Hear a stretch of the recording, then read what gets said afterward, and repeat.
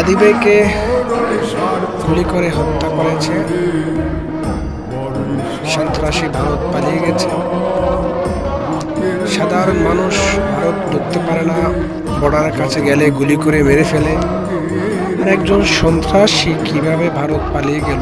আসলে বাংলাদেশের সাথে ভারতের এতটা বন্ধুত্ব সম্পর্ক থাকা সত্ত্বে বাংলাদেশের অনেক খুনি, অনেক সন্ত্রাসী, অনেক চাঁদাবাজ, লুটপাস, হামলাকারী সবই ভারতে পালিয়ে থাকে।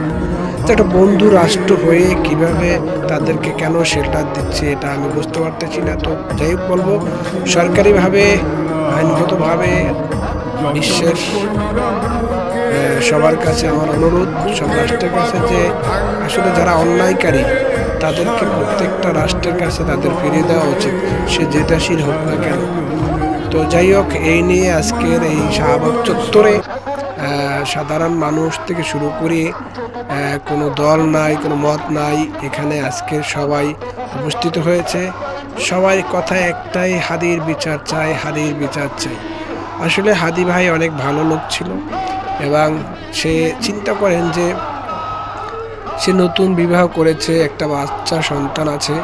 তো এই যে সন্তানটা রেখে তার দুনিয়া ছেড়ে চলে যেতে হলো, কিন্তু সে কিন্তু কোনো সন্ত্রাস ছিল না, কিন্তু সে ভালো একটি লোক ছিল, ভালো একটি ব্যক্তি ছিল।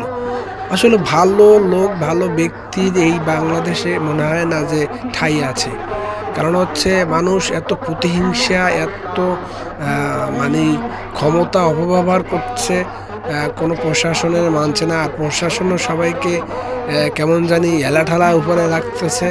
তো এই জন্য আসলে সাধারণ মানুষের যে কোথায় নিরাপত্তা নেই সেটা আসলে বোঝা যাচ্ছে, যে এই ধরনের একটা নেতাগো ভালো ব্যক্তিরই নিরাপত্তা দিতে পারতেছে না আমাদের এই সরকার। তো সাধারণ আরও নর্মাল মানুষগুলোর নিরাপত্তা কীভাবে দেবে?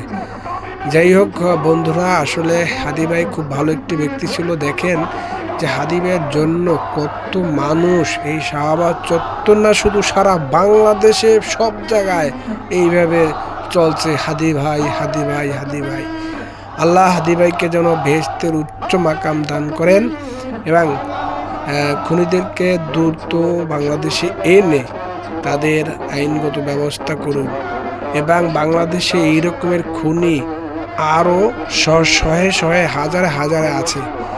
সবাই সাবধানে থাকুন।